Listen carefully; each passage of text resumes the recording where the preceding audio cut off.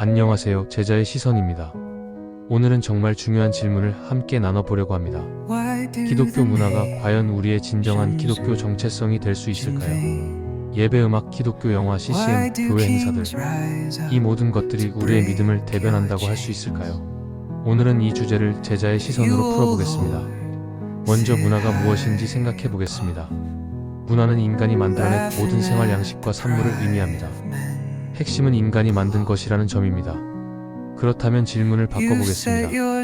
인간이 만든 것이 하나님의 말씀보다 앞설 수 있을까요? 답은 명확합니다. 절대 그럴 수 없습니다. 요한복음 1장 1절을 기억해보세요. 태초에 말씀이 계시니라. 순서가 중요합니다. 말씀이 먼저 있었고 그 말씀으로 사람이 창조되었으며 그 사람에 의해 문화가 형성되었습니다. 이 개념을 더 명확히 이해하기 위해 마태복음 8장의 예수님 말씀을 살펴보겠습니다. 제자 중 한 사람이 먼저 가서 아버지를 장사하게 해달라고 했을 때 예수님께서는 죽은 자들이 그들의 죽은 자들을 장사하게 하고 너는 나를 따르라고 말씀하셨습니다. 이 말씀 처음 들으면 정말 충격적이지 않나요? 당시 부모를 장사하는 것은 가장 신성한 의무였습니다. 그런데 예수님은 왜 이런 말씀을 하셨을까요? 예수님이 효도를 부정하신 게 아닙니다. 우선순위를 분명히 하신 것입니다. 아무리 좋은 문화적 가치라 해도 하나님의 부르심 앞에서는 상대적이 될 수 있다는 것을 보여주신 거예요. 문화와 신앙의 차이점을 살펴보겠습니다. 문화는 시대와 지역에 따라 변하고 개인의 취향에 영향받으며 상대적이고 다원적입니다. 반면 신앙의 본질은 절대적이고 초월적이며 개인의 취향을 넘어서고 보편적이고 영원합니다. 예를 들어 어떤 사람은 찬양을 좋아하고 어떤 사람은 CCM을 선호할 수 있습니다. 하지만 예수 그리스도의 십자가 복음은 그런 취향을 초월합니다. 이것은 마음에 들면 받아들이고 아니면 말고의 영역이 아니라 진리 자체의 선포입니다. 그렇다면 기독교 문화를 어떻게 분별해야 할까요? 최근 화제가 되는 기독교 영화들을 예로 들어보겠습니다. 중요한 건 이런 질문입니다. 이 영화가 기독교적 소재를 사용했으니까 기독교적인가? 아니면 이 영화의 메시지가 성경의 진리와 일치하는가? 핵심은 이것입니다.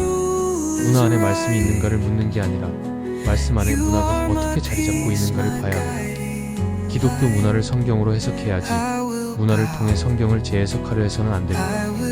이런 분별의 모범을 보여준 사람들이 베레아 교인들입니다. 사도행전 17장에서 이들은 사도 바울의 말조차도 이것이 그러한가 하여 날마다 성경을 상고했습니다. 바울이 누구입니까? 예수님께 직접 부르심받은 사도입니다.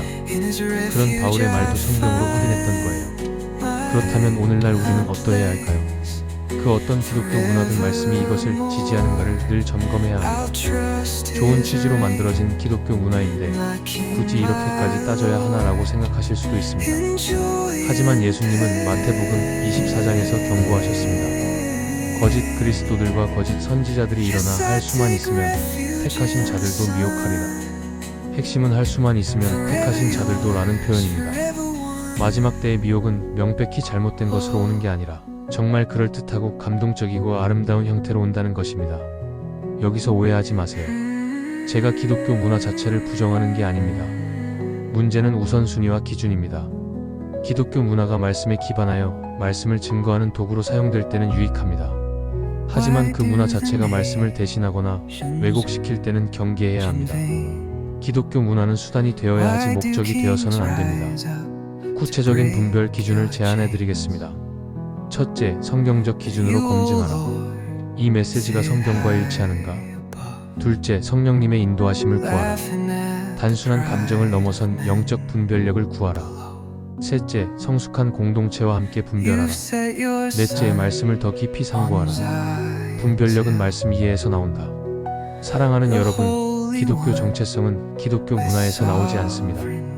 그 정체성은 오직 예수 그리스도와의 개인적 관계, 하나님 말씀에 대한 순종, 성령님의 인도하심을 따르는 삶 속에서 형성됩니다. 문화는 변할 수 있습니다. 하지만 예수는 그리스도시요 살아계신 하나님의 아들이라는 고백, 오직 은혜로, 오직 믿음으로, 오직 그리스도로라는 복음의 진리는 영원히 변하지 않습니다. 여러분은 지금 무엇에 정체성을 두고 계신가요? 혹시 어떤 기독교 문화나 감정적 체험에 의존하고 있지는 않으신가요? 베드로전서 3장 15절로 마무리하겠습니다. 너희 마음에 그리스도를 주로 삼아 거룩하게 하고 너희 속에 있는 소망에 관한 이유를 묻는 자에게는 대답할 것을 항상 준비하되 온유와 두려움으로 하고 여러분 안에 있는 진정한 소망이 무엇인지 분명히 하시고 그것을 변함없이 붙들어 가시기를 축복합니다. 감사합니다. and free from shame.